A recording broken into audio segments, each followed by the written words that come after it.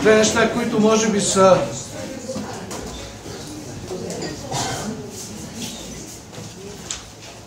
най-напред ще кажа две неща, които може би са оговорки, приемете ги, ако искате, сякаш са в скоби. Онези, които ме познават, знаят, че аз мисля непрекъснато и в скоби.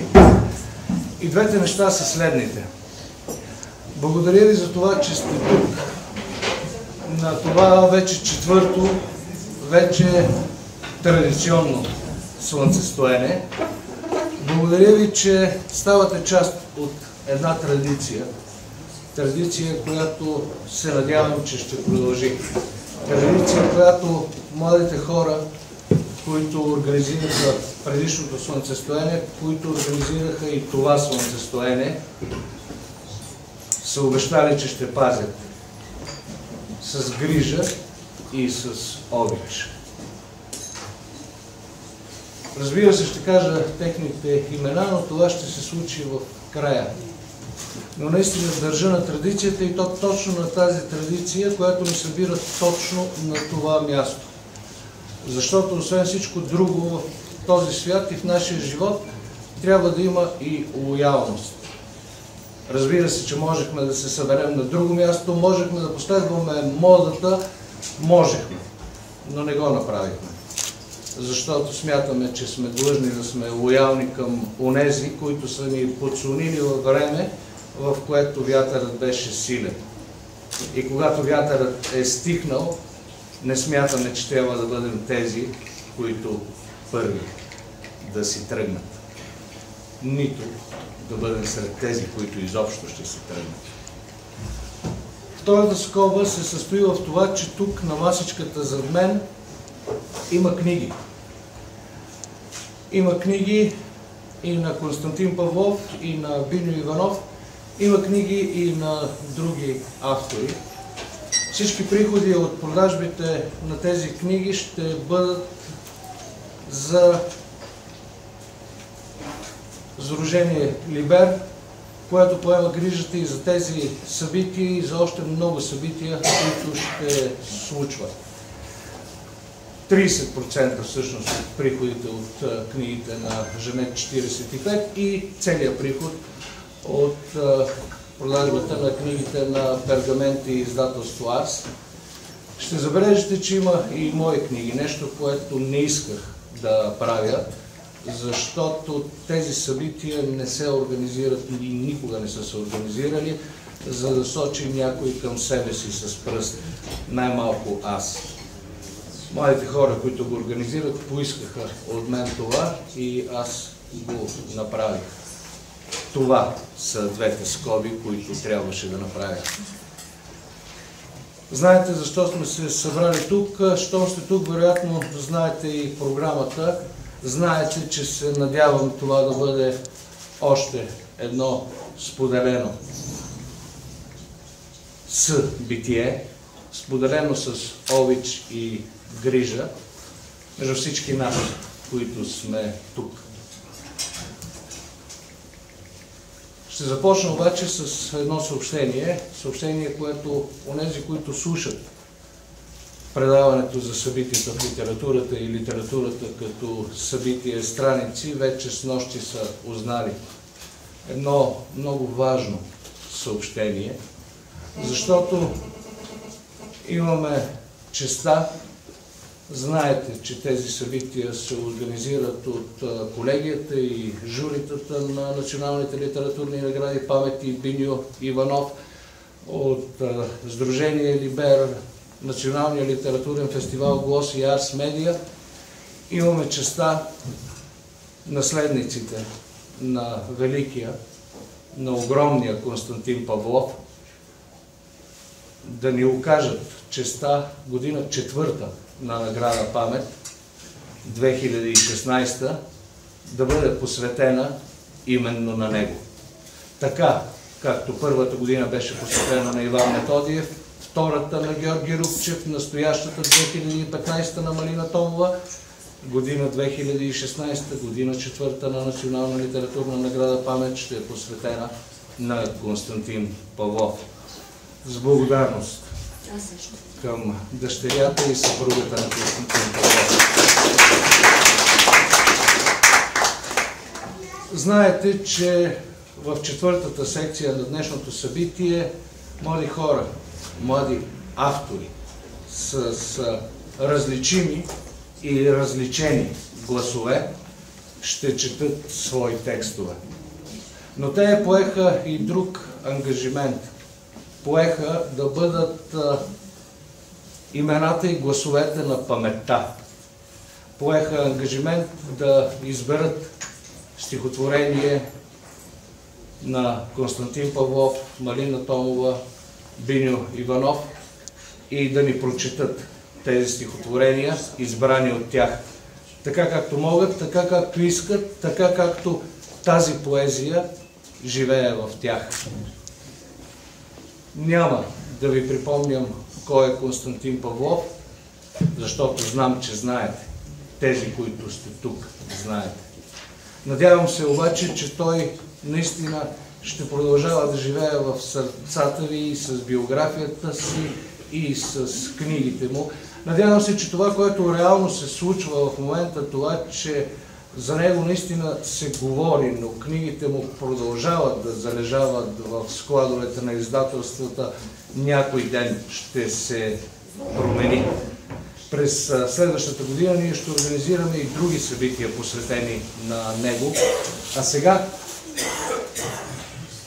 просто ще помоля гласовете на паметта да започнат да говорят. Благодаря и на всички членове на колегията и журитата на двете литературни награди, които присъстват. Те са съучастници на това, което надявам се, че е и духовно движение и движение на духа. Някои от тях не успяха да дойдат, всички по уважителни причини. Някои от гостите също не успяха да дойдат, но наистина са много болни. Започваме да говорим с гласа на паметта и започваме, разбира се, с Константин Павлов. Първа ще чете Анна Лазарова.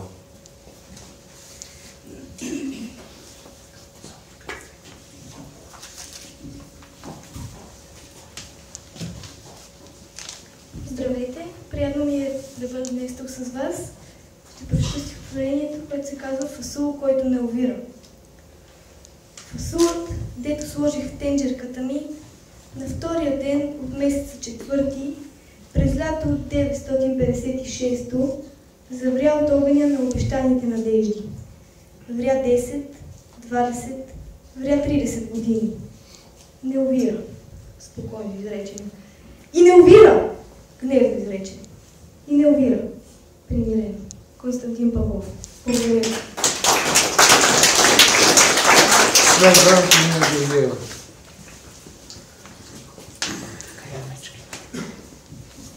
Здравейте! Избрах да прочета стихотворението "Съвет". Погреби го достойно. Постави мраморен знак. Превърни в празник датата. Всяка панахида е тържество. Много свещ кръстотата за рождения ден на смъртта. Твоята ежегодна почет ще умножава стари смъртта му. Омразата е неграмотно опрощение. Забравата не произвежда зло. Константин Павлов. Благодаря.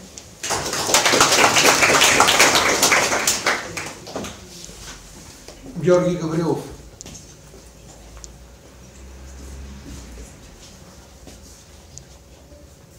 Плачат нещата. Тъгуват, боли ги. И не знаят защо ги боли. И не знаят защо тъгуват.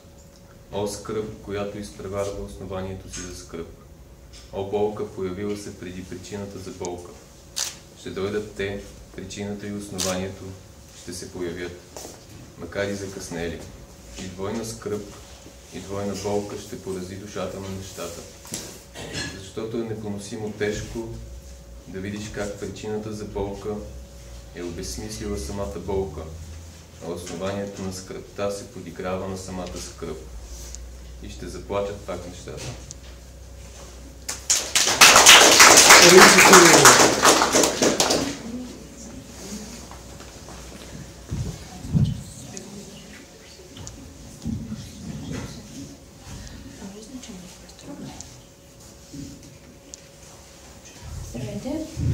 стихотворението, което съм избрала, е масово чудо и мисля, че е много подходящо за времето, което се случва около нас в момента. Реват вълните бясно. Падналите в тях светкавици свистят и гаснат. Върху водната повърхност крачат 3 милиарда исусовци. Впрочем, някои не крачат. Жадната вода залива коленете им. Други са потънали до кръста. Трети само чрез въздушните мехури своето съществувание доказват. Ясно, всеки е потънал според вярата си. Ние крачим. Иван Вълев. Иван С. Вълев, както обича той да уточнява.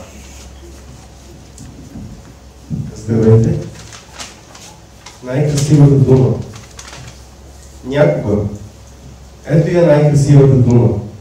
Някога означава минало, смътен спомен. Или бъдещо, смътна мечта. Някога означава минало. Някога означава бъдеще. И никога настояще. С настоящето най-благородният миг в триединството. Благородно, дискретно, уютно. Някога.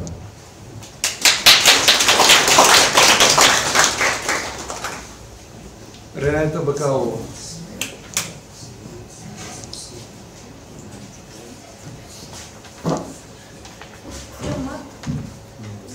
Филмът, който ни предстои. Филмът, който ни предстои.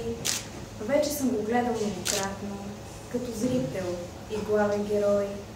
Знам епизода, в който умирам. Но преди това любовта, глупостта, заблудите и страстите, измъкнати от хладилника на вечността, за да изглеждат свежи уж за първи път и за приятелите, и за другите. Режисьорът ми, който по безполов път инвитро започна да пази държавата. Стоп! Скърца креватът, кревата на вечността. Двама кретени, обкъщи, мъж и жена създават бъдещия ми сценарист на живота. Такова разхищение на природата за филм, който многократно съм гледал. Знам епизода, в който умирам. Те си мислят, че те са ме измислили. Казах ви, гледал съм филма преди да съществува киното, преди да има рисунки в пещерата, там, където бях бит. Константин Павлов. Христо Мухтаров.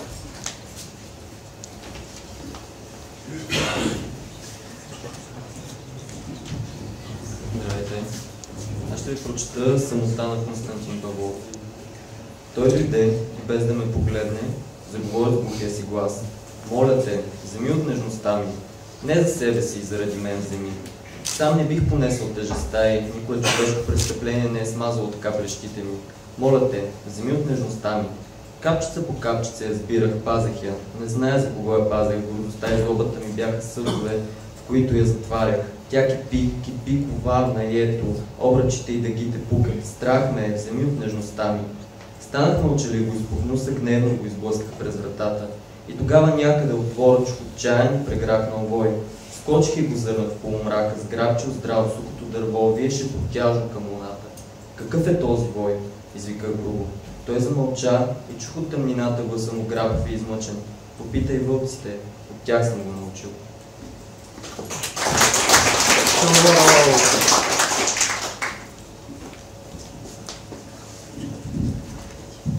Здравейте! Аз ще прочета Двойник на мнозина. Този човек няма лице. Няма лице. Няма. Неговите черти, образ, мимика, цвят са непрекъснати каскади от разбесувани гримаси. Една след друга, една след друга. Най-бързата фотографична камера не би могла да ги заснеме, не би могла. Мен, честно казано, ме възхищава хамелеонската му дързост. Но чувството за смут не ме напуска. Не виждам хумор в бързите превъплъщения.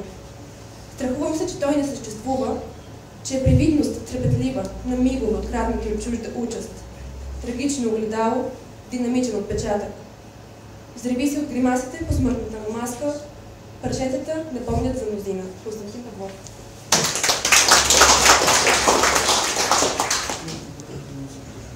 За мен беше изключително преживяване да чуя как духа на Константин Павлов, пластиката на този дух бива отживявана от пластиката на духа на тези млади хора.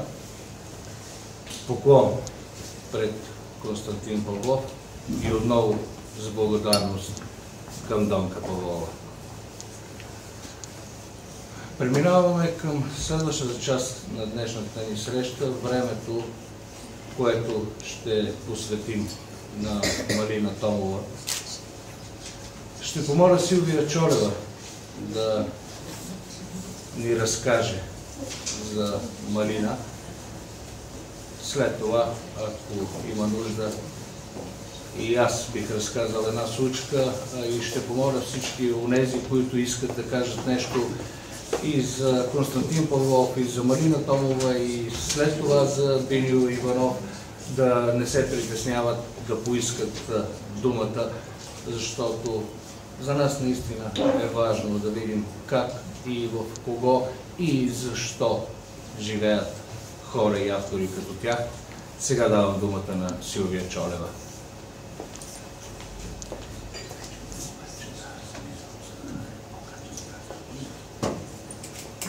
Здравейте всички! Добър ден!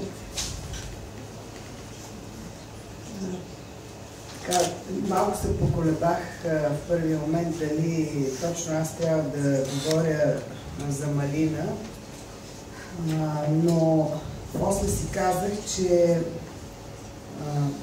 аз съм всъщност една от тези, които биха могли да говорят.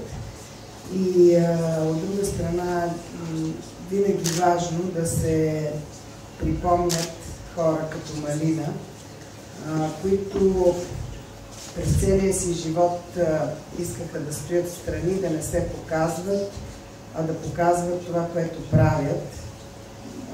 Едно много рядко срещано качество напоследък. Донесох.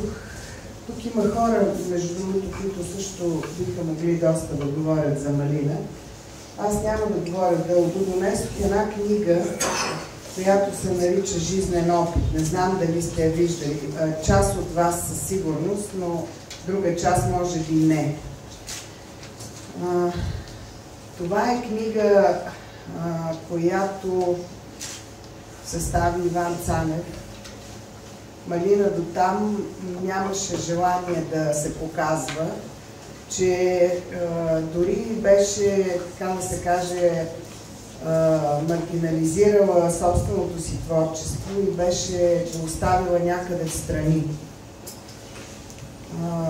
Предполагам, че има още неща, които ще се намерят след време по папките, които тя е писала, но тя като че ли беше се заела да живее за другите, не за себе си.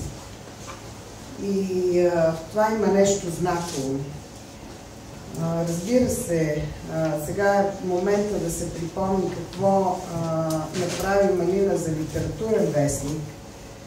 Вестника, който мисля, че тя олицетворяваше изцяло, особено в онези негови начални години. Сега вестника доста се отдалечил от това, което беше, но се надявам духа на Малина да продължи така да буде нашето, казвам нашето, защото и аз напоследък съм част от екипа, нашето съзнание и да ни вкарва в пътя, така да се каже. Малина направи издателство "Стигмати". Едно издателство, което показа, че може да бъдеш независим в тази държава, независимо от всичко останало, което се случва в нея, независимо от големите издателства, които много лесно завземат територията. Малина го направи с присъщия стоицизъм, направи го с постоянство и упоритост, направи го с страхотен инат и любов към книгите и най-вече към смисъла. Защото напоследък много се говори за книги, някак си общо. Винаги съм повтаряла, че има книги и книги и някои книги наистина са книги, които забиват по един пирон в съзнанието. Тия не само един, които са важни, които отварят светове. Такива книги издаваше Малина. Тя подбираше всяка книга. Имаше строг вкус, висок вкус, строг, непоклатим. Тя не се поддаде на лесното, защото, както знаете и както предполагате, ако не знаете, такова издателство много трудно успява да съществува. Да не говорим, че Малина го правеше сама, с помощта, разбира се, на своите деца, които й помагаха, но повярвайте, това е изключително трудно. И много нощи и е коствало това да издаде толкова много книги. Не ги знам даже колко са на брой, но издателство Стигмати направи марка, която продължава и до днес да вдъхва респект. И това е благодарение на Малина Томова. Издателство Стигмати издаваше български автори, издаваше преводни книги, но пак казвам, това не беше просто издателство. То беше издателство знак, издателство свят и издателство надежда, която Малина някакси, дори когато сега я няма, успя да предаде след себе си. Че въпреки всичко може да се случи и това. Малина направи един филм "Гори огънче", който мисля, че много кинаджи биха се гордяли с този филм. И този филм, освен филм, е още много повече. Всъщност той се появи в един много такъв знаков момент. Филма беше оплют, разбира се, от ченгетата. Филма и коства много отрицателни вълнения, много страхове даже. Тя беше заплашвана. А те, както знаете, умеят това да го правят, да притискат. И въпреки желанието им, този филм беше видян. Този филм остана да покаже, че дори за тежки политически проблеми може да се говори честно и през изкуството. Малина, както разбирате, вие, които не я познавате, беше многостранна личност. Малина беше човека, при когото отиваха много хора. Да си изплачат болката, да разкажат какво ги мъчи. Малина беше такъв човек. Тя разбираше как да помогне на всеки. С дума, с действие. Пак казвам, нещо рядко срещано днес. Малина имаше характер. Тя заставаше зад каузи. Тя застана зад каузата на това циганите да бъдат приобщени към нашето общество. Тя прави вестник Романойло с такава страст, каквато правеше литературен вестник. Защото знаеше колко е важно от една страна тези хора да бъдат част от обществото, не просто маргинализирани, а наистина приобщени. Но тя беше малко в случая сам юнак на коня. Разбира се, направи един кръг около себе си, около вестника и работи много сериозно. Но, за съжаление, както знаете, у нас често такива благородни каузи свършват с крах. И макар думата крах в случая да не е точна за това, което се натрупа около този вестник, мисля, че беше крах, че този вестник спря. Малина виждаше с различни очи от много днешни наши съграждани в тази държава проблемите на циганите. Казвам цигани, а не роми, защото така ми се струва по-често. Честността беше едно от най-важните качества на Малина, което правеше доста проблеми и я караше да влиза в спорове и в разпри с много хора. Даже включително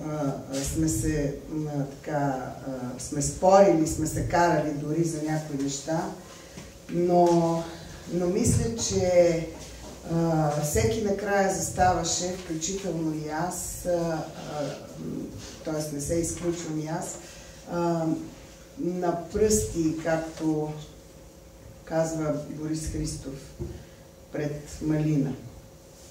Въобще Малина беше коректив на толкова много неща. И пак казвам, донесох тази книга, за да ви прочета нещо. Не защото не можете сами да си прочетете стиховете на Малина Томова, но защото някак си се чувствам длъжна, откакто не няма, така да се каже, да повтарям, да заразявам и да показвам поезията и на хора, които не са я чели, защото Малина я познаваха през всичките и други роли, но не и като автор, като че ли с времето бяха забравили, че тя е прекрасен поет. Май тя беше забравила. Много тежко битие имаше Малина. Никога не се е оплаквала, но мога да свидетелствам, че имаше тежък живот и той свърши тежко и за много от нас внезапно и остави трагическа празнина. Има стихотворения в тази книга, на които винаги плачи. Няма да ви чета от тях, защото на Малина не беше присъщо да хленчи, да плаче. Сутринта се събудих с нейния образ. Малко да разведа, защото винаги за мъртвите говорим по този начин, но виждам я пред Хепи, което на времето беше унгарски ресторант, на спирката на тролея с нейната раница. И тя ми казва, викам, какво правиш, Малина, нещо си огрижена, и тя казва, какво да ти кажа сега, за циганите толкова работих, вестник правих, какво ли не направих. И сега две цигаки са ме обрали в тролея, бръкнали са ми в раницата и се засмя. Всъщност Малина разбираше много ясно и точно какво е живота. и го живееше стоически, без да се оплаква, но от друга страна разбираше и ирониите му, което е също рядко срещано. Марина имаше голямо семейство, то до голяма степен присъства в стиховете ѝ. И тя някак си беше този стожер, както за пишещите, така и за семейството си. На много хора, започнали да пишат, Малина беше подала ръка, включително и на мен. Даваше кураж, даваше сили от себе си.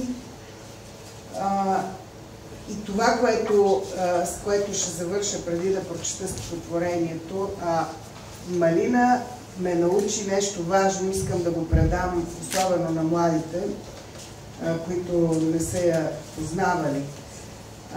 Малина имаше страшна широта на погледа към изкуството изобщо, не само към литературата. И вярваше, че в дори зрънце талант, да има този талант, трябва да му се помогне и да се развие. Даваше поле на абсолютно непознати автори, съвсем млади в литературен вестник, окуражаваше и тази широта на погледа, това, че може да пишеш по различен начин, че всичко в поезията е възможно, всичко в литературата и изкуството е възможно, беше, може би, един от важните уроци, поне за мен. Защото, и си го повтарям, защото напоследък виждам как модите, как затварянето на тези полета води до едно повторение, което обезличава и поезията, и другите изкуства до някъде. Не искам сега да говоря за друго, но за поезията мога да кажа с чиста съвест, че има някакво затваряне в едни модели, което не бива да се случва. Тоест, ако мога от името на Малина да кажа на младите хора, които са тук и които сега пристъпват в поезията, бъдете широки, гледайте широко на света, не се възпирайте, не гледайте да повтаряте чужди образци. Разбира се, на младостта това е присъщо, но стремете се да се освободите от това. Мисля, че това би ви помогнало много за напред. Експериментирайте смело и бъдете честни към поезията и към себе си. Има в тази книга една част, която се нарича "Слабите места на поезията". Стъпление на глас. Кой дявол ме накара да си мечтая на глас? Мине, не мине столетия, виждам своите символи, закачени като значки по чуждите ревери. Други ме осъществяват, при това без усилие, а аз, пренапрегната, стискам в ръката си голата действителност вместо просешка тояга. Негласно отстъпление. Могат да доведат поезията до просешка тояга, не могат да я лишат от провидческия й дар. Когато пишех своето встъпление на глас, нямах на ум, че писаното ще се сбъдне само след година-две, но не изчакаха столетия да мине тези, дето винаги си се разхождат под ръка с властта, крак с модата и в унисон с нагласите на мнозинството от поддадакващи. Няма година. Впрочем, вече все едно е кой или коя обра овациите и превърна израза на глас в символ на общоприета дързост. Закачи го на ревера си, като медал за предварителни заслуги. Преотстъпих мълчаливо авторското право, пък изтруваше ли си да вдигам шум за някакво си общо място. Още повече, че следващият стих ми беше на устата. Него бих го преотстъпила, и то доброволно на една от двете пишещи Марии. Към следващия стих. Убедя ли първата Мария, майка на близначки, и нещо като мое второ аз, да те напише, ще съм виновница за раждане на стих-близнак. Мой стих, ако пък те напише втората Мария, ще бъде раздвоена между чувството си за вина и самооправданията си на майка алтруистка. Това е Малина Томова. Ще ми се и от нейните кратки парченца да прочета две.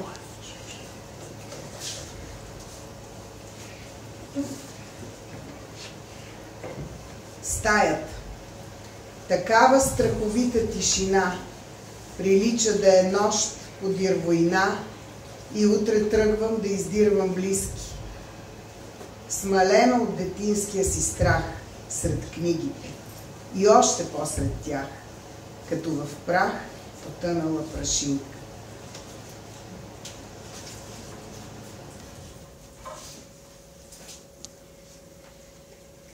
И жизнен опит, заглавието на книгата е взето от това стихотворение. Две възрасти опитала съм вече, бих казала горчиво битие. Каквато да е старостта на вкус, дано не ме отмине тая чаша. И Господи, дано не се оплаша, когато ми я поднесе за първи път змията, съдържателка на нощната аптека. Много мога да кажа още за Малина, но мисля, че тук има хора като Катя Йосифова, Вера Деянова, още кой, Деян Енев, Марин Будаков, Петър Чухов, кой още да говори за нея. Не спирайте да я четете. Малина е страхотен колектив.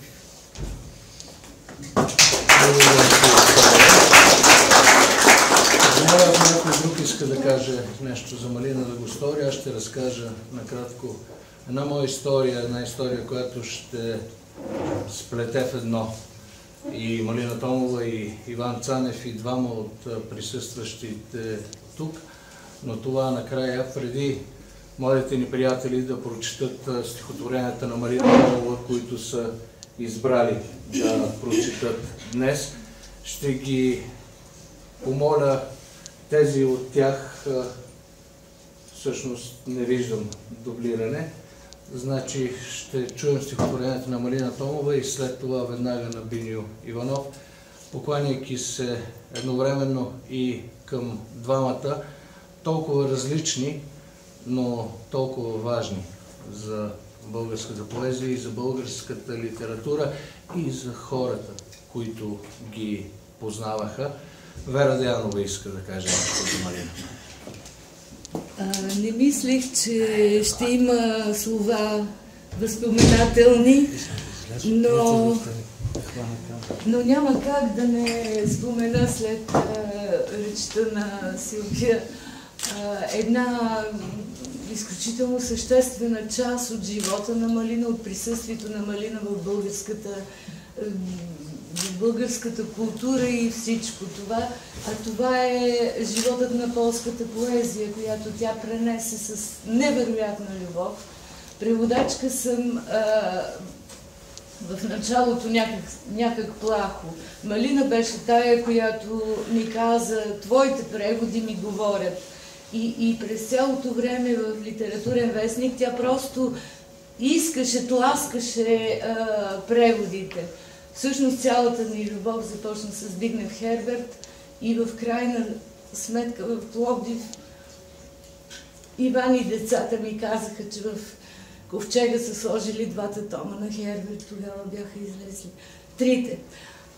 И също един невероятен момент, когато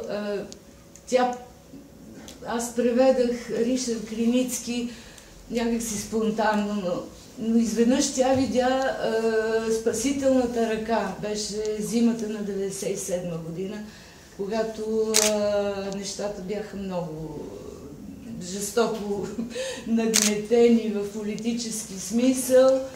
Криницки се появи като някакво обобщение. И слава Богу успяхме, есента той дойде. През октомври или ноември беше премиерата на Магнетична точка.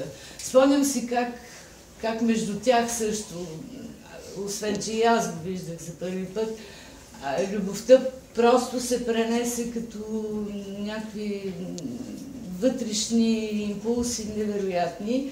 И си спомням само това и приключвам, защото живота ми е изключително дълбоко свързан с Малина. Мисля, че нямаше да направя всичко това, което направих до сега като преводач без нея. Но с Криницки нещата стояха така. Понеже той към всяка своя стихосбирка накрая публикува 4-5 свои превода от немски език. И аз нямаше как, преведах Паул Целън, още едно, не знам кой беше, и Нели Закс.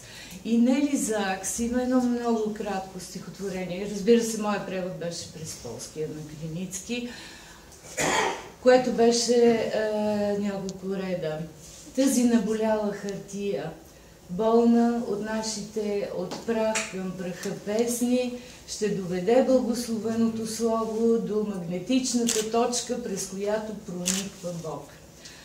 И си спомням как Малина попита Криницки, правихме малко интервю с него, за този стих, за тази магнетична точка. И Криницки отговори: не през всяко стихотворение прониква Бог. Искам това просто да го завещая на младите като начин на мислене. Къде, как силата, истината, красотата прониква в нашите стихове. Мисля, че Малин беше толкова взискателен поет, човек и въобще беше гениален. Благодаря ви. Вера Дрянова, на която мисля безусловно всички ние дължим също дълбок поклон. Някой друг за Малина? Ще ви разкажа моята кратка история, защото тя, мисля си, наистина ще успее да предаде важен разказ. Ще ви разкажа историята на една от най-важните вечери в живота ми, най-важна не със своето начало, а със своя край. Беше 2011 година. Малина вече не беше сред нас. С нея се запознахме там някъде в началото на 90-те години покрай един неин издателски проект. Споделяхме много надежди и много очаквания. Не сме били изключително близки приятели. Срещнахме се отново там някъде през 2007 и всъщност тя беше първият човек, който ми подаде ръка, когато започнах да пиша. Даваше ми книги на стигмати, четеше моите книги, говорехме си, но разказът ми не е за това. Разказът ми е за една вечер, когато аз за първи път се отзовах номиниран за Националната литературна награда Иван Николов. Отзовах се в една зала, в която не познавах почти никого.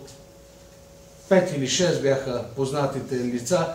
Разбира се, в нея имаше много хора, които вече бях публикувал, много хора, за които бях говорил, много хора, които бях подкрепил, но не се бяхме срещали с тях. Повечето от тях дори не ме познаха, но и това не е важно за разказа.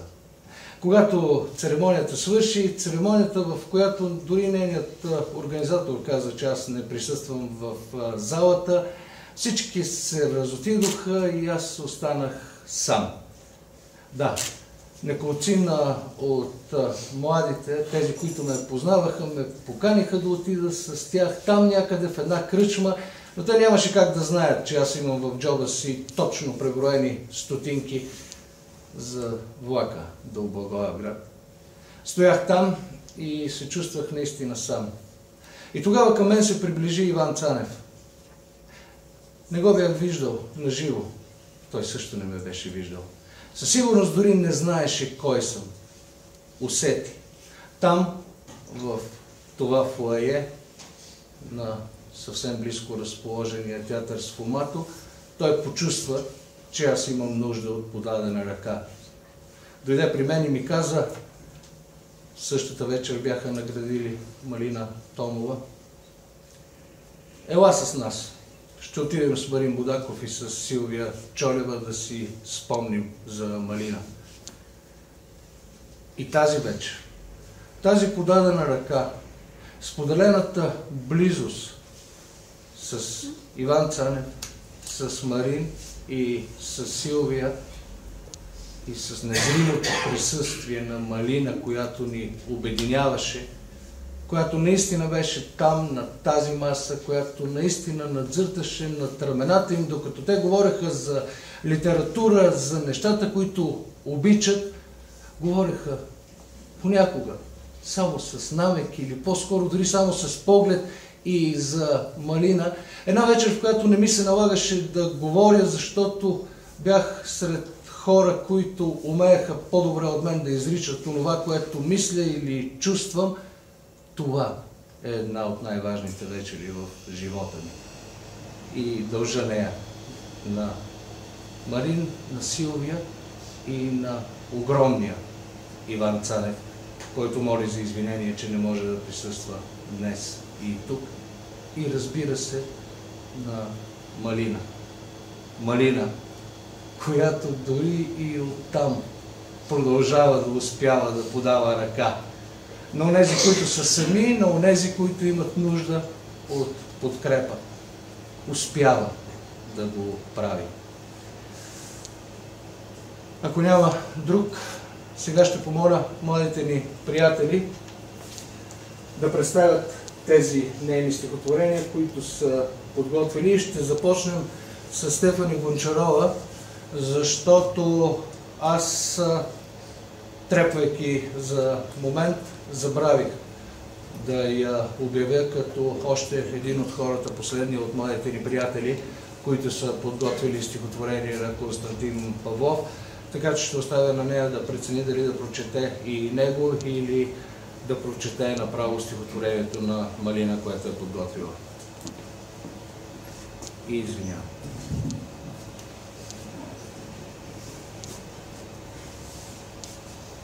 Стихотворението се казва "Портрет на една роза". Като напъпила болка, като потайно цъфтяща ирония, като червена, червена, какво? Може би устната ми се е пукнала, или пък думите вече кървят. Благодаря.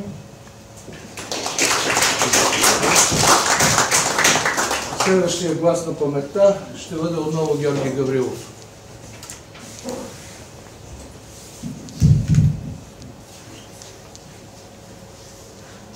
Пауза. Между две целувки, самотността на всяка от тях. Малина Томова.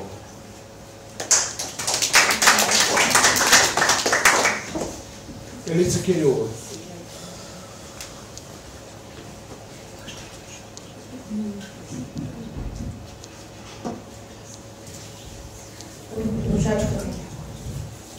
Такива изтънчени времена. Зачупане с зъби, дума да не става. И камъка не си тежи на мястото, олекна си чивото искреност, което бе трошила орехи през първобитното си детство. Дойде на смяна хитрата играчка, орехотуршачка, приятелка на глезни съпруги.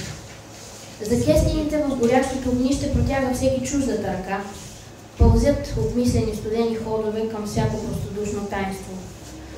Ох, неусетно стана толкова заплетено и обиколено, скришно, подло. Ох, пълзят край тебе паешки съчувствия, сълзата ти безпомощно оплитат в сложните си мрежи. С лисичи стъпки клюката те дебне край излучето изповедно. Смеха си да не смееш да разсипеш тъй откровено звънство лакомство за всички човки завистливи. Какво? Да се укрия злобно в черупката? Душата ми е бодра, гола, беззащитна, като дете в корито. Марина Томова. Антонина Георгиева.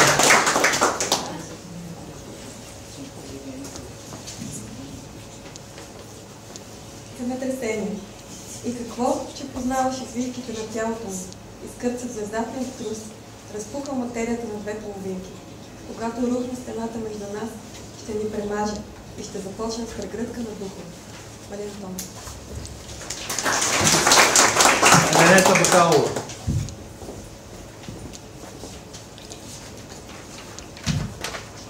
Потъването на Венеция.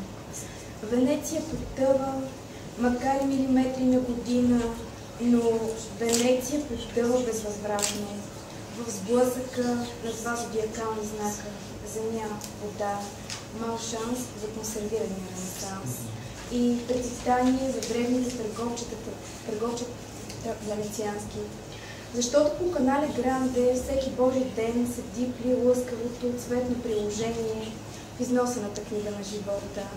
Продаваш се за спомен на туристите Венецио, на лекомисления миг, дори окото му не мига, как утре вечността ще се оправя, с последствията от Везувиите и потопите, а вездесъщата вода залива катедрали, дворци, музеи, паметници, стари фолианти, средновековни призраци и духове на дожи, превзема миналото, застрашава всичко живо.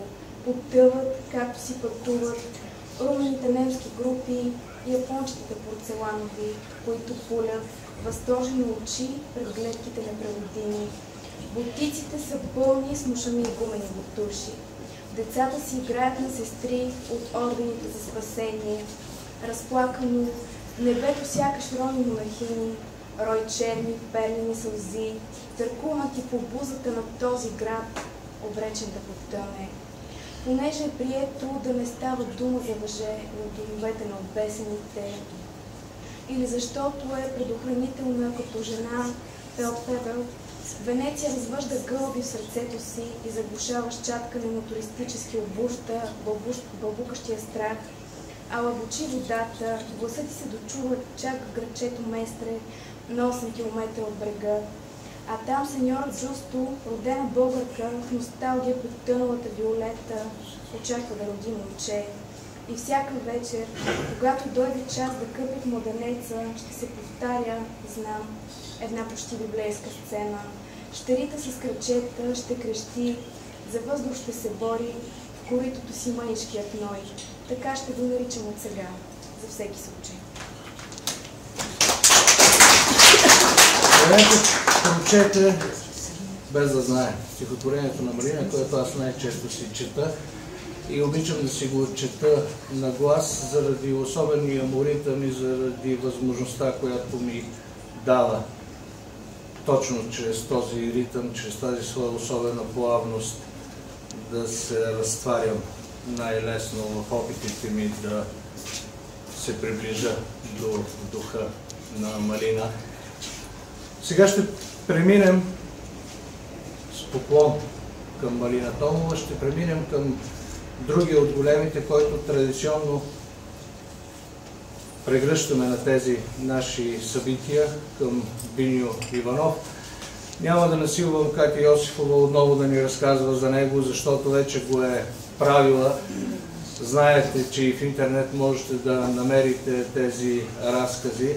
Надявам се, че някои от вас ще се присъединят там някъде през пролетта, когато ще се опитам да организирам с моите млади приятели едно пътуване и посещение на това място между Кучериново и Бараково, където живеят съхранени в един частен музей, в частния музей на изключителния, на невероятния Методи Панайотов. Живеят изключително много вещи на Биньо. Там е и огромна част от архива на Биньо Иванов. С поклон към него. Ще започнем отново с имената и гласовете на паметта за Биньо Иванов, Анна Лазарова.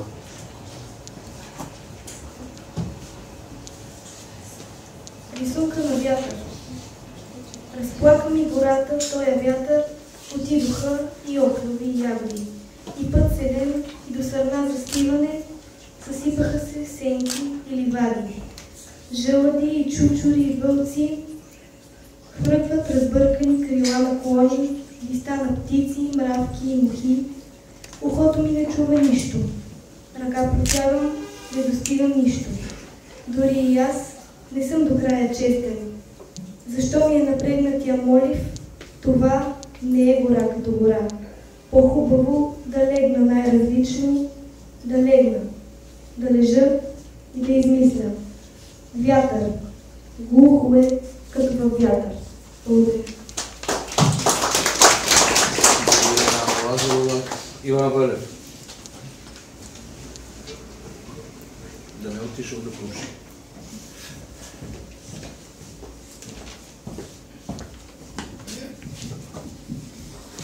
Тогава ще си сложа шапката, да се сбогувам с Богом с котката и ще изляза да те търся. Път е бил посипан страни и ще се върна за обувките. Ще хвърля на леглото шапката, ще се сбогувам с Богом с котката. Отново ще си сложа шапката, ще се сбогувам с Богом с котката.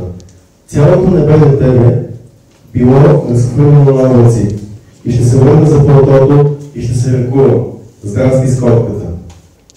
Думите ще съм забравил, които трябва да ти кажа, а те не чакат за вратата. Не ги протяга обичалката. Тогава ще си махна шапката и котката ще сложа в нея.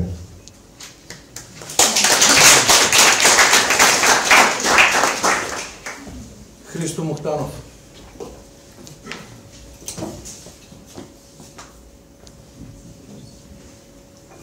Аз ще прочета на Биньо Иванов Лято. В този дълъг двор пред Трила, с тютюнови каруци пълен, озрява гробът на баща ми. В този дълъг двор пред Трила, където слънцето измива, 20 села с по 20 къщи, и край достаните изчезва реката, тръгнала за риба. С 3 сухи храста на челото баирите вървят на изток и мислят планини да станат. На пътя им широк озрява гробът на баща ми. Забравили са го приятели, забравила го и мама, и аз ще го забравя скоро, но слънцето го наблюдава, горчиво си расте, тютюна, дюните се пълнят с въздух. След време чудна пъстра мравка из почта ще се измъкне да каже, вече е озряло. След време ще тежи пазара с звънки върхове от дюни, с кръгли бали тютюн. Изпланнало чело баирите, все тъй ще си вървят на изток. Биньо Иванов.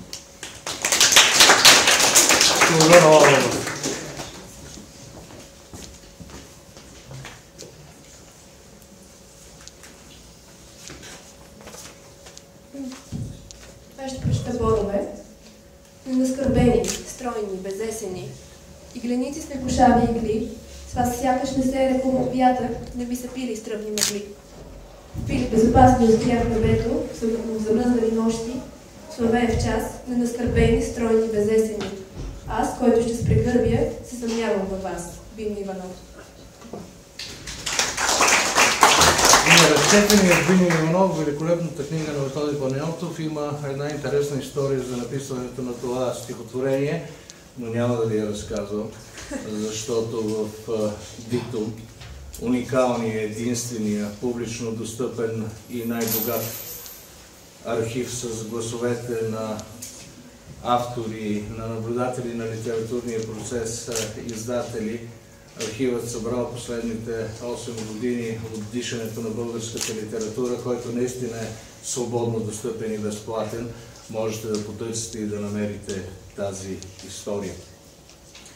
Сега ще дам думата на Йоана Русева, която иска да прочете едно съобщение от името на Сдружение с нестопанска цел Либер, от името на хората, които поемат щафетата и на това събитие и на още много други неща и проекти, за да предадат посланието и на традицията, и на паметта, и на надеждата.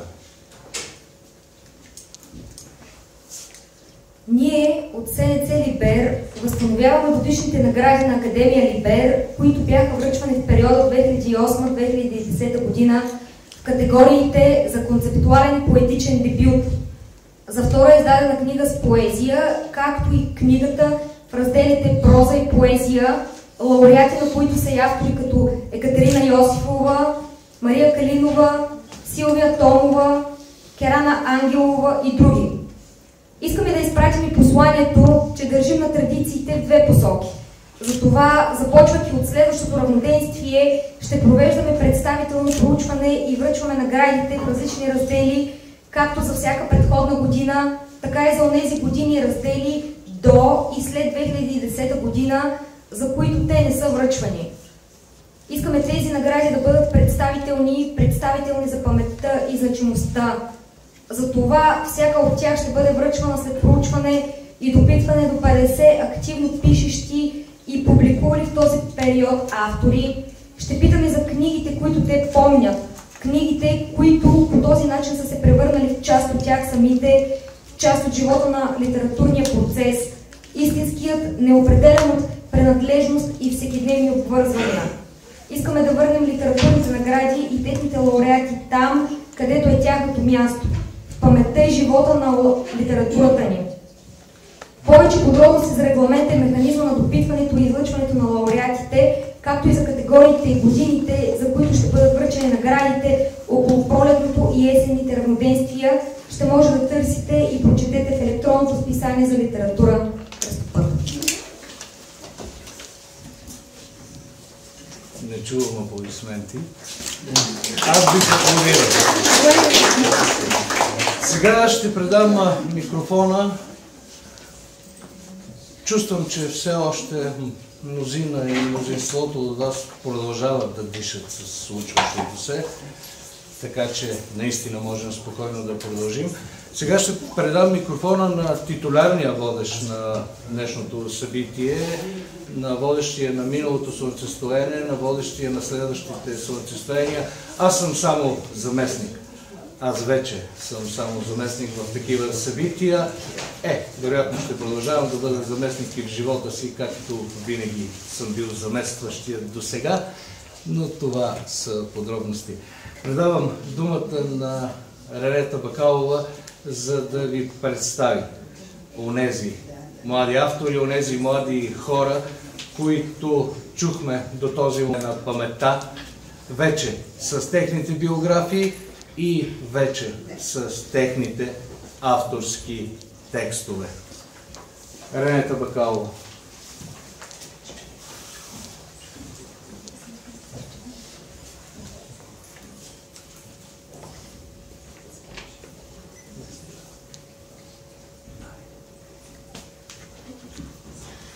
Започваме четенето на младите автори с Антонина Георгиева, която е родена през 1991 година в София. Тя е студент в специалност графика и илюстрация, факултет изящна изкуства към Нов български университет и тази година печели трета награда 32-я национален младежки конкурс за поезия Василий Игнатьев в Стара Загора. Представяме ви Антонина Георгиева. Здравейте отново. Първото стихотворение, което ще прочета, се казва Сол. Винаги, когато сядаш на брега до солниците, замахваш с ръка, сякаш тръскаш нещо 3 пъти зад гърба си. Не, че си суеверен, но за всеки случай. Гледам те внимателно с крайчица на окото, но не се притеснявам. Ослепява се не от сол, а от мъка, когато разсипваш цял пакет зрънца в мокрите ми рани. Бялата смърт мили, не идва зимата, а лятото, когато най-малко я очакваш и се изсипва на купчини натриев хлорид пред входната врата, но аз съм спокойна. Не бива къща без сол, хляб и вино и няма къща без някаква смърт. Окситоцин. Нищото в теб е вече в 5-я месец и започва да натежава повече на мен, отколкото на теб. Расте нищото в теб, а аз съм бащата, който се надява на преждевременно раждане.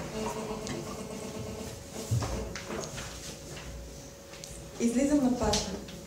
Тишината потропва с копита до мен и захапва всяка мисъл, която изпусна неволно в тревата. Подарите в почивка вече няколко дни паса спомени. Подарявам ти ги с късче вълно, да те топлят, като дойде зимата, имам толкова мисли за стригане. 300 дяволи и 300 вълци ще ме ядат, това е сигурно. Тази зима кучето е само призрак. Куко. 4. Всички са без име. Куковиците са жълти, светлината е сива. Морето е измислица, не виждам планината. Куко. Усмивката ми капва върху чуждо рамо и съхва. 4:10. Светофара поболи от жълто. Дупките са пълни с тишина. Улицата дреме и подхърква. Само маркировката и мъглите ти ми се кривят насреща. Куко, лягай вече да спиш, някоя лопа до мен. Още едно последно. Едно февруарско утро баба окачи тишината си на стената в хола. Същата вечер дядо с кутийка раздя се мисли в ръка, заби втори бирон и зачака.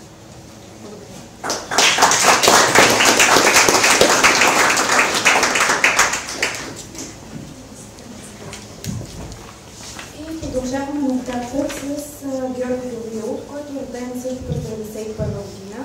Изучавал английски, френски и унгарски език.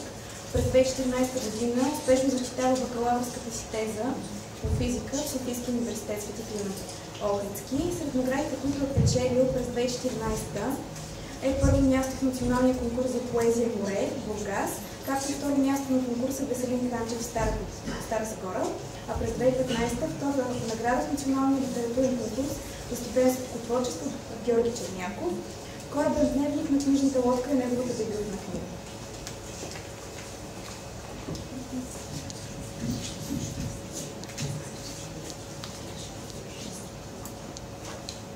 Кошера. Един до друг в кутийките на питата, отвътре винаги изглеждат по-просторно книгите, покоят, обществото и дори смъртта, където първо смяташ, няма начин да се пребера и аз. За да използвиш от урвата, трябва да различаваш сенките на върхове от сенките на облаци. Доплерово отместване. Белите ми дробове почерняха. Черният стана зелен. Кръвта ми загуби плътността на червеното. Лилава е вече кожата. Очите и зъбите добиха жълтеникъв оттенък. Косите се посребриха. За една ябълка ти дадох да пребоядисаш всичките ми огради.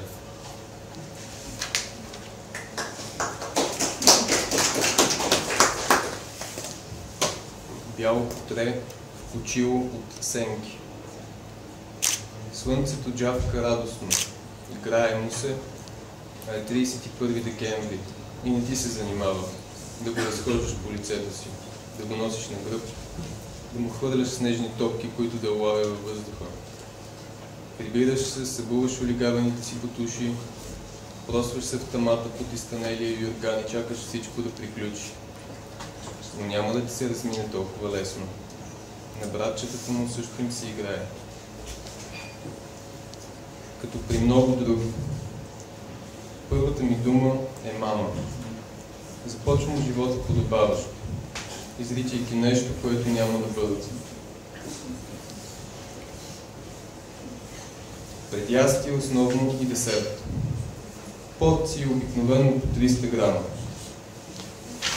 Толкова стига на всеки го. Масата на едно човешко сърце. И последно. Дъждът ходи по покрива, крачи насам натам, лута се объркано. Сигурно така се чуват стъпките ни в ада. В такива дни не ставам от леглото. Лодките се излежават на един човешки бой над мен. Унасям се от часовниковия механизъм на капките, времето преброено назад, секунда по секунда, докато часът натежи и видя, че тронът е протекъл.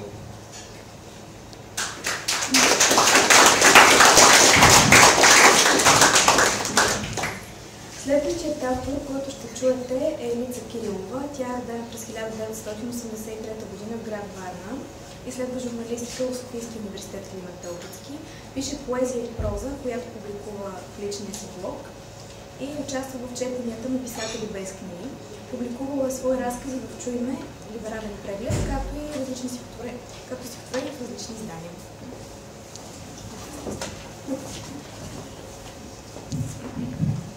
Сега тази невероятна биография, изключително потресаваща. Щепетно бягане в двора на Пушкин.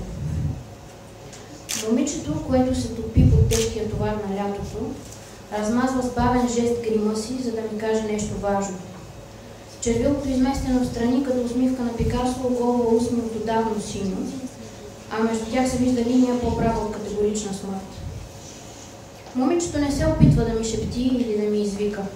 С втори жест решително отсича очарователната си глава, ръцете и по-августовски лепкави ми я поднасят като сол и пита, минавам с пръст по гладкото й чело, чертая бръчки там, където липсват, избърсвам и грима с ръкава си, усмивка и забождам с кърпици.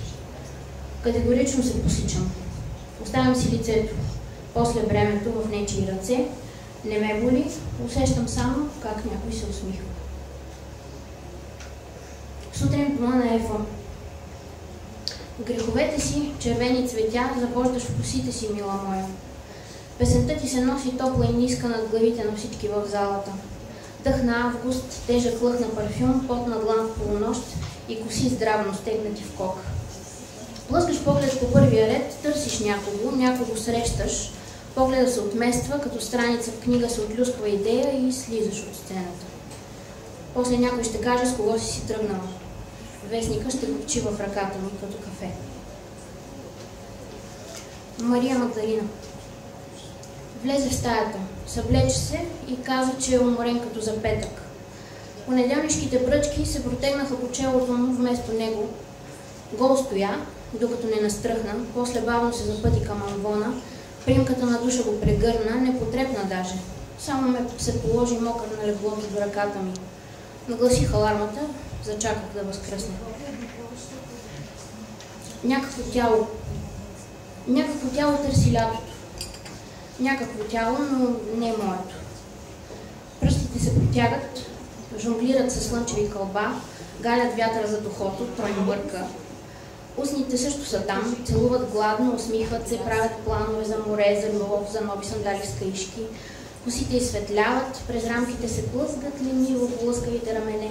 Всеки белег е бижу, всяко бижу е спомен, всяка стъпка в правилната посока. Някакво тяло върви към лятото. Някакво тяло, но не е моето. И последното е Макове. Някъде там между кварталите, на една спирка от НДК, на 5 минути пеш от първата спирка на България, вляво от бариерата на паркинга, нагоре по стъпалата, нагоре с асансьора, нагоре към небето, докато нагорето не стане надолу, изтървах себе си. Ей така, докато прибирах всички листи в папката. Мислих, че съм се събрала между анамнезата и снимките от феталната морфология. Листче било, оказа се. На листчето надраскано око. Винаги драскам очи, после ги пазя за черни дни, не знаеш кога ще ти се наложи да видиш нещо по друг начин. Ето, аз мислех, че съм се изтървала. Сега виждам, нарочно се оставих. За изследване. Сега ми звънят на вратата, пишат писма, плащат полиция, а аз все не смея да приема резултатите. Благодаря.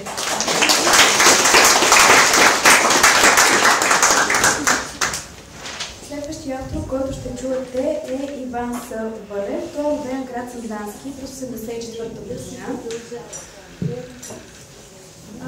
Изявява се основно като китарист. Бил е китарист първо на група Ревизор, после е поканен да се присъедини към група Голган. Можете да го чуете и в групата за поезия и алтернативен рок Латекс. И през 2013 година започва по-активно да публикува своите по-дълги стихотворения, като преди това има участие в антология на българското хайко "Различна тишина", издадена в Унгария.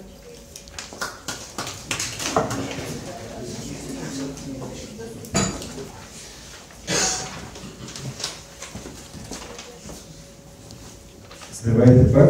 3 неща ще прочета. Първото – отказване на цигарите. Отказване на цигарите. Ето как става. Вдишваш, издишваш, все по-леко и все по-свободно. Но защо да го правиш? Не е ли по-лесно да се откажеш от нещо, за който си мечтал. Последен сняг. Първата снежинка от последния за годината сняг прелита пред прозореца, но ние няма да я видим. Затворени в хотелската стая, среди мод цигарите пепелника, загледани в екрана на телевизора. Нашето студено слънце, което скоро ще угасне след красивия край на тъжния филм. И последното е въпрос на време.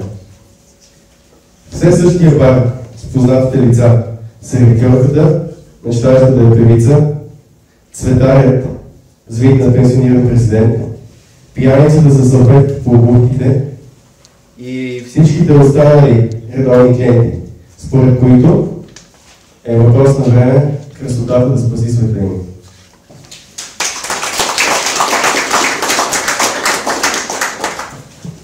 Най-младият от авторите, които ще четат днес, е Стефани Гончарова, която е родена през 1996 година в София. През 2015 година завършва столичното 32-ро СОУ с изучаване на чужди езици, Свети Климент Охридски с английски, френски и испански, а в момента следва португалистика в Софийския университет Свети Климент Охридски.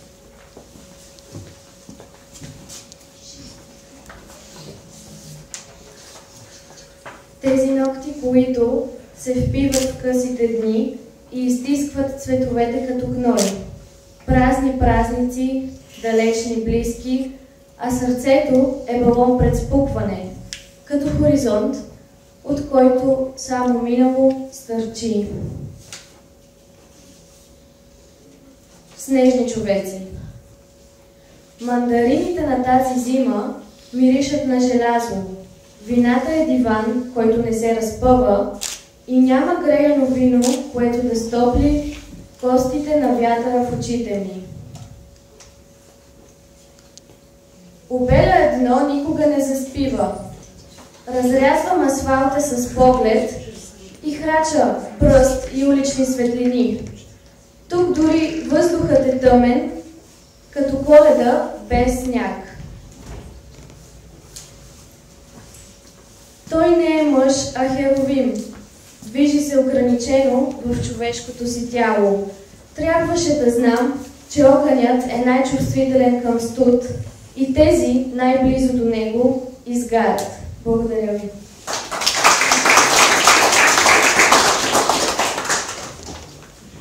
Ред да чуем и Теодора Лалова, която учи право в Софийския университет Климент Охридски. През 2015 е била част от отбора представящ България в международното състезание по право на Европейския съюз. И този отбор печели трето място. Тя поддържа свой блог за книги, поддържа и блог за поезия.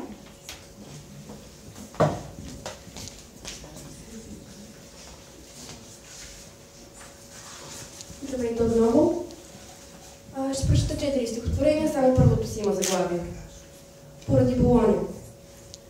Изтупвам охрата от пръстите. Обувките ми пожълтяват в тон с градите. Докосвам ти лицето, скулите и устните, обличам те в глината на Емилия Романя. По Вия Монтеграпа те опита сторгаш път в името на успоредните ни стъпки. О, величие на ритъма, синхрона и чудния акорд между ръцете ни. Как го ненавиждам аз това величие. Толкова отвъд самите нас, така категорично, че размества цялата история на въздуха наоколо. Накланя колите, събаря портите и вграждани в помените надписи. Войниците загинали по стъпките на вечност, храбростта има отпечата на платините. Не разсъване ни чака плъзване обратно в часовата разлика, времето е срязано между ни. И тая рана време, и тия градове, и цялата Европа, превърнала се в пясъчник на нашето обичане, са благословията, която носим си на шията. Поемаме си дъх на дъното на всяко заминаване. Шибицата е най-обикновена. Моделът, какъвто сме избрали пред началото на времената. Иглата въздуха разпаря, вместо да събира къща, улици парцали. Световете се прескачат необозначени. Къщите са жълти, филтърът е този. Брадите старци пушат, прозорците са тъмни, прозорците са без стъкла. Две обувки пред разпад, събирам светове на место пръстени. Годината е сдъвкана на пясък, тук София е само лист хартия.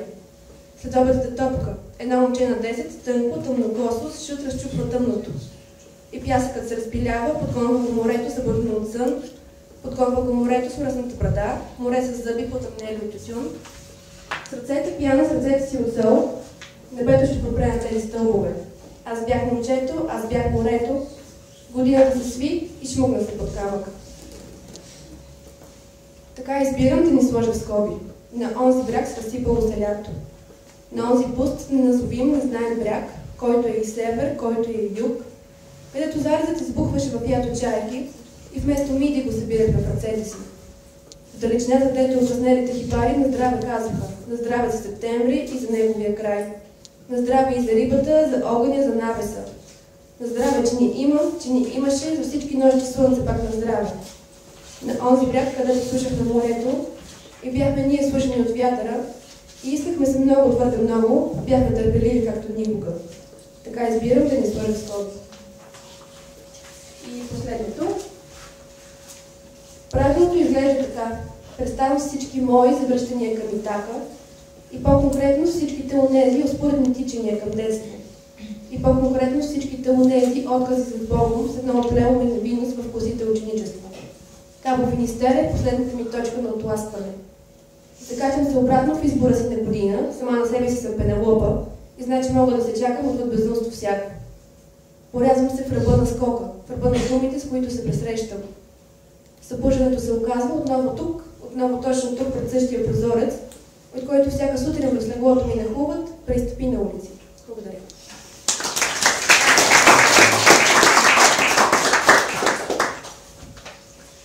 Сега ред на Христо Мухтанов, роден през 1991 година, завършва природо-математическа гимназия Васил Друмев, Велико Търново. Това е времето, по което за първи път пише свои стихотворения. През 2014 и 2015 година е отличен в журито на Националния младежки конкурс за поезия Веселин Крачев.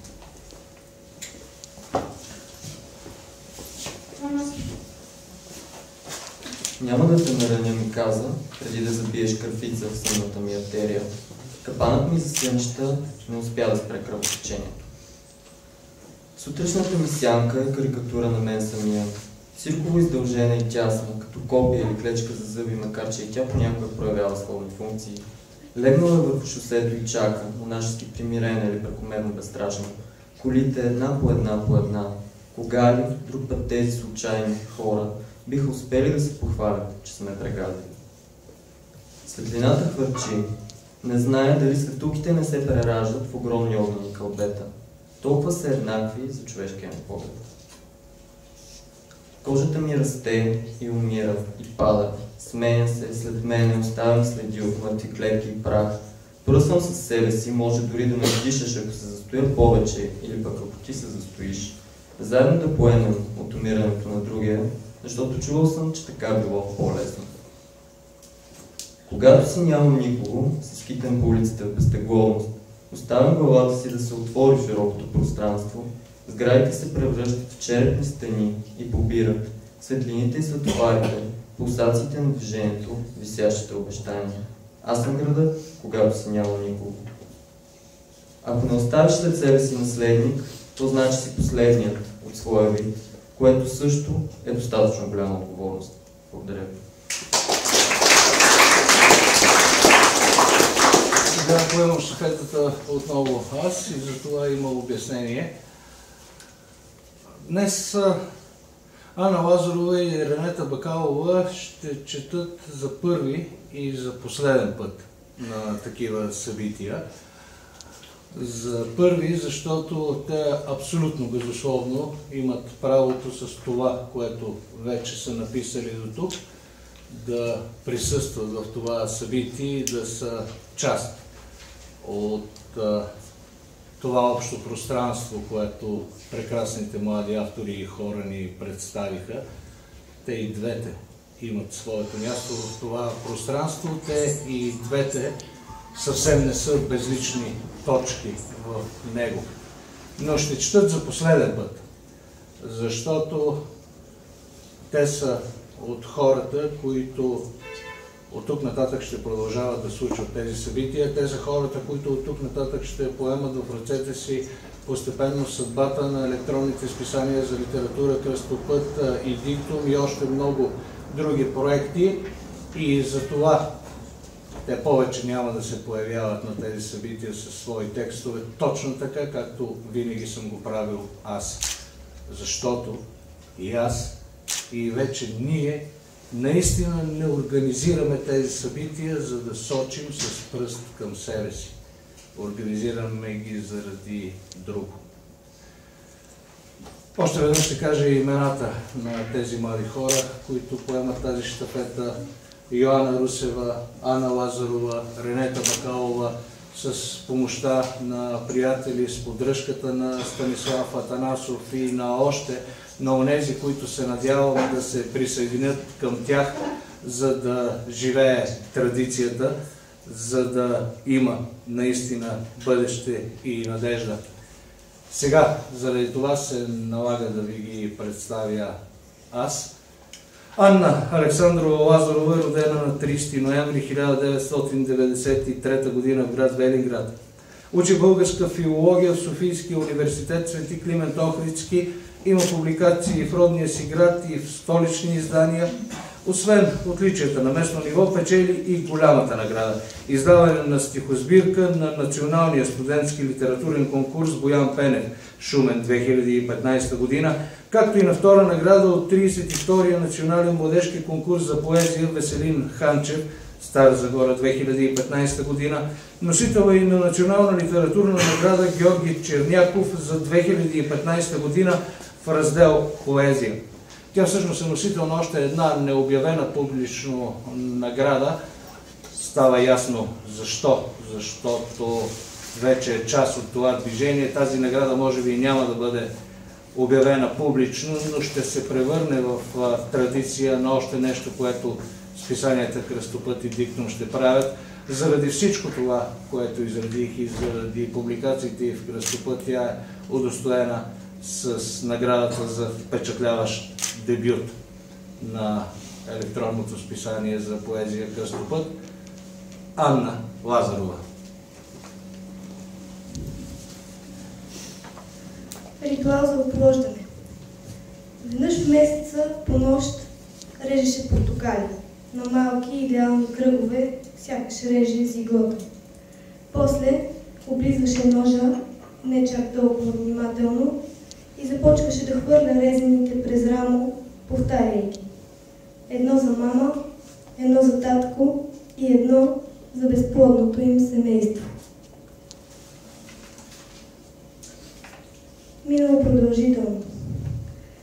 Дори да пощадявах брат си, докато събирахме немските приказки или съставяхме писменост, дори да го убивах на полето с кремъчен нож или за власт, след като основавахме Рим, Ева пак продължаваше да ни ражда и двамата.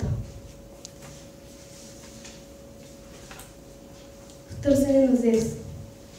Обожавам да правя филии. Така сякаш правя деца. Принцове и принцеси, царски особи, космични създания.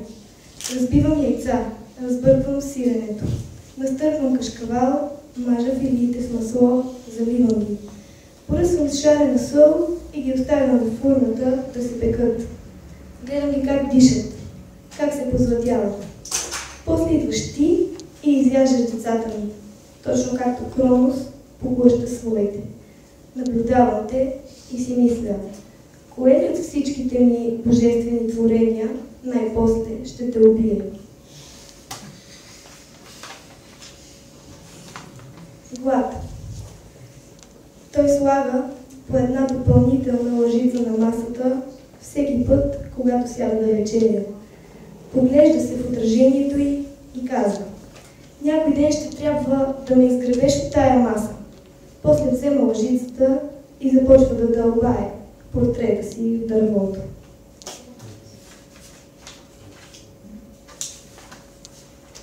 Велики Преслав Зорната църква. Това стихотворение е част от пленер, писан от натура. Откакто разбраха, че Бог е заклет пушач, строят храмовете като пепелници. Прецизно извиват арките, за да му е по-удобно да си подпира фасовете, но събират единствено пепелта от молитвите си. Почти съм сигурна, че той им се крие, понеже не иска да знаят, че първата си цигара е запалил заради тях. последно. В навечерието на смъртта ще питам над гробния си камък. Дали до сутринта и той 3 пъти ще се отрече от мен. Благодаря ви.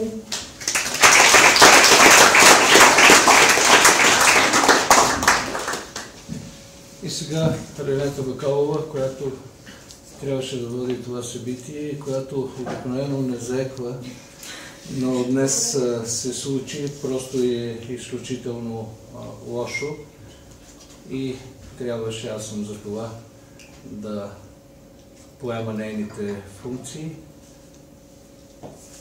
Ренета Бакалова е родена на 12 май 1991 година в град Пловдив.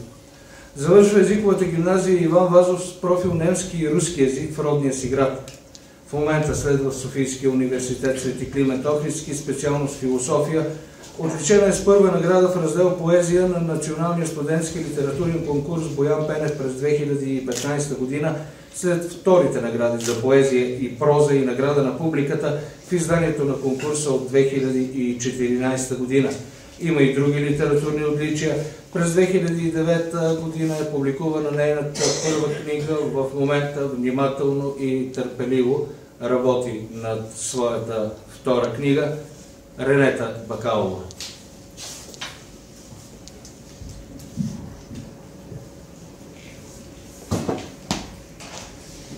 Лебедите отляво, лилиите отдясно не разделят реката на две. Само една човешка длан може да разкъсва пространството на дом и на пропаст, на земя нечия, на земя ничия и докато войната като номад си сменя посоката, питам, чии са тези деца, Матер Долороза, и имаш ли право да плачеш за тях? Ела да живеем в една кожа.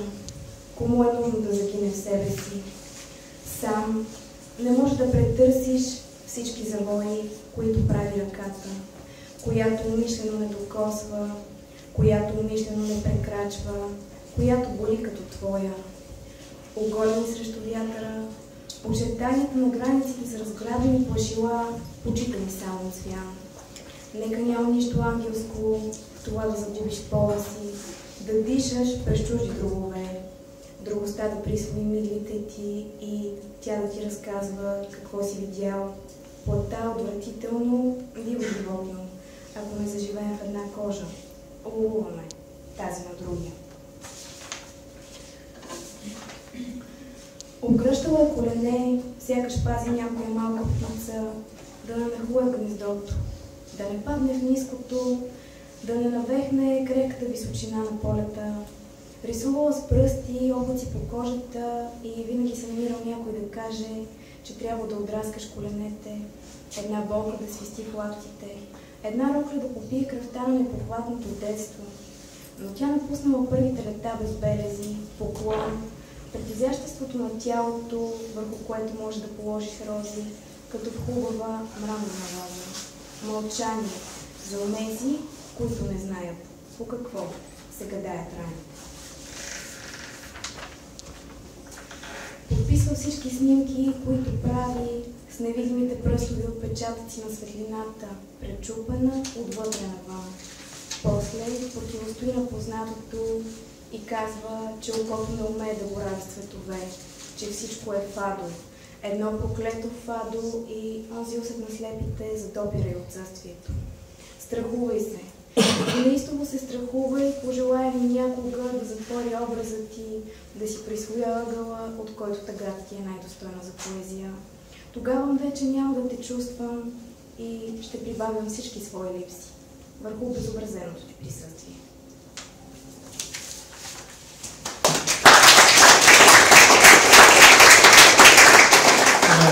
Бакалова, това беше всичко от нас.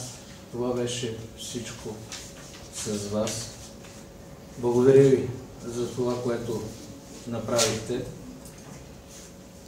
Благодаря ви за това споделено време. Благодаря на тези от пушачите, които за разлика от мен издържаха и почти час и 40 минути слушаха прегърнали случващото се.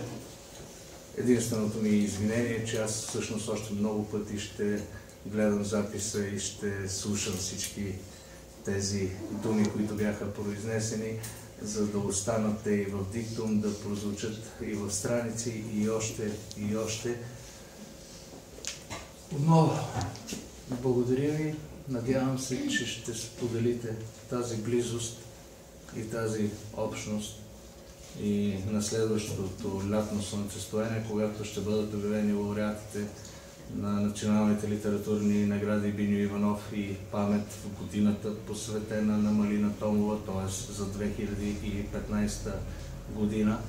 Надявам се, че ще бъдете с тези прекрасни хора и там някъде около пролетното равноденствие, а след това и на есенното, тогава, когато ще започнат да се случват възобновяванията на традицията на наградите на Академия Либер.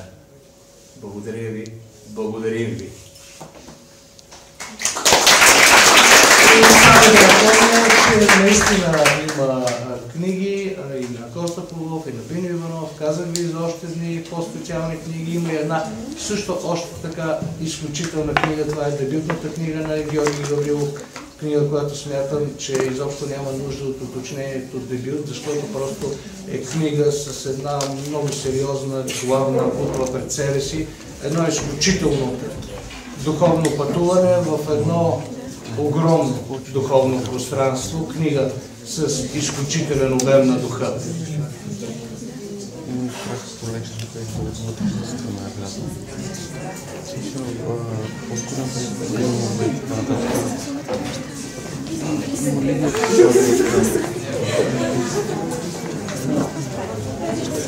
Извините се,